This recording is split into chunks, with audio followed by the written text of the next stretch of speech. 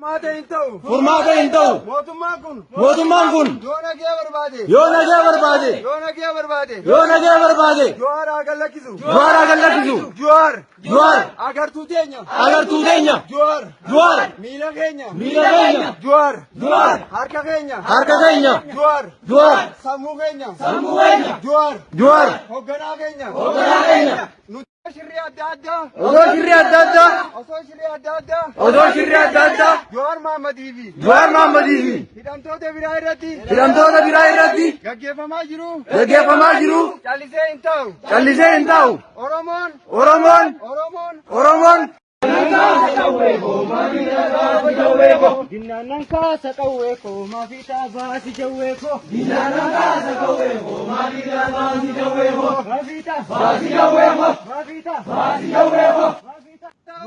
Kabajamtoota daawwattoota keenyatiif dhaggeeffattoota keenya akkuma amma argitan godina Harargee lixaa magaalaa Hirnaatti qeerroon Oromoo gidiraa uummata Oromoo irratti raawwatamaa jiru mormii eegaluun isaanii ibsameera. Jawaar Mahammadii fi hidhamtoonni siyaasaa biroo qaroo keenya jedhaniiru qeerroon Hirnaa.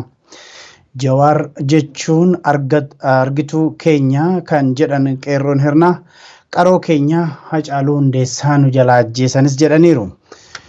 Qeerroon Hirnaa itti dabaluudhaan yeroo hidhamnee Jawaar bira deemnaa yeroo duun immoo aceetti dabalamnas jedhaniiru. Kanaaf uummanni Oromoo yeroo tokkotti guyyaa tokkotti ka'ee akka mirga isaa falmatus dhaamaniiru. Yeroo gabaabduu dura gara Hirnaatti bilbileen ture wajjin dhaggeeffanna. Galgala kanatti toora isaa sadii fi cinatti magaalaa Hirnaa iddoo jiru maraa waliin dhufne hiriira baane hiriira keenya aadaa irratti hidhamtoota keenya nu balakkisaa yookaan hunda keenya nu hidhannoo ijoollee akkasumas Jawaar hidhuu biyya kanaaf rakkoo ta'e malee furmaata ta'uu hin danda'u yaadu jiru kana yeroo magaalaa Hirnaa hiriira kanarratti dhageessaa turte. Mootummaan akka humna qeerroo laamsheessitti dhaadichaa olullee yeroo magaalaa Hirnaa irraan tana akkuma ginciin bara 15 magaalaa Hirnaatiif barana fakkeenya hundaaf ta'uudhaan hageenya 15 hiriira kana dhoosteerti. Kanummoo magaalaa Hirnaa qofatti osoo hin ta'in ammoo kun galgala kanarraa toora sa'aatii 8 magaalaa Asabootii fi Dhakaa Jarsatti hiriirri hirnuma boodaanuudhaan dhoohee jira. Hiriirri kun ammas kan dhaabbatu miti hanga hidhamtoonni keenya guutuutti nu balakkisamanii. Ammas kanuma wal qabatee guyyaa 12 baatii 12 bara 12 akka guutuu Oromiyaatti qeerroon Oromoodhaa hiriira baatee yaamtee jirti. Hiriira kanarratti immoo namni qeerroo biyya kamuudha akka irratti hirmaatu har'attu kanaa hin barbaada. Nuti kana booda waan rafnuuf jiru mootummaan kun hidhamtoota siyaasaa guutuu hidhee hooggantoota keenya hidhee akka waan nuti dubbachuu hin dandeenyetti dhaadannoo adda dhageessaa jira. Nuti immoo yeroo kanatti yoo kan caallisnee ta'e nu taate Jawaarii fi Baqqalaa dabalatee namoota kaanis ajjeesuun isaanii waan hafa qabu miti.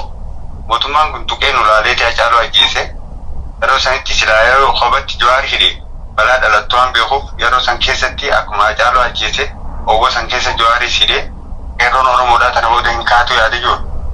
Ammas biyya dhaadichaa ture. Qeerroon Oromoodhaa immoo san akka hin ta'in guutumaa guutuutti har'a magaalaa Hirnaa keessatti mirkaneessitee jirti. Kanaaf yoo hidhamne Jawwee bira yoo tuune Hacee bira qeerroon Oromoo iddoo jiru mara hiriira dhoosuu qabnaa yaade jiru qaba. Akka mataa jetti nuuf Jawaar jechuun agartuu keenya, miila keenya, harka keenya, sammuu keenya isa malee yaadnu, isa malee nagarru, isa malee deemnu, isa malee hin qabannu. Jawaar hoogganaa keenyaas waa mara keenya. Jawaar hidhuu jechuun garuu nu hundee akka nu Oromoo mara hidhuudhaati. Yoo kan immoo kallattii kanaan kan itti fufu taate Oromoon du'a lammataa du'a.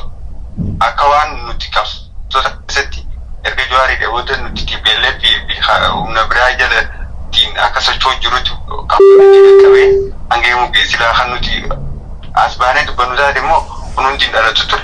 Har'a booda immoo qeerroon Oromoo callisee mootummaa kana ni dhaggeeffatee yaadu akkuma guutuutti Oromootti maaliif obsa fidatee jira.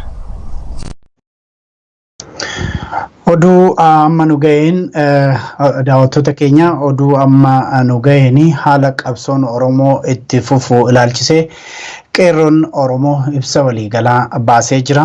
Guutuu ibsa qeerroon Oromoo baase kana akkuma nu dhaqqabeen kan isin dhageessifnu ta'a. Ammasittuu nagaan nu tura.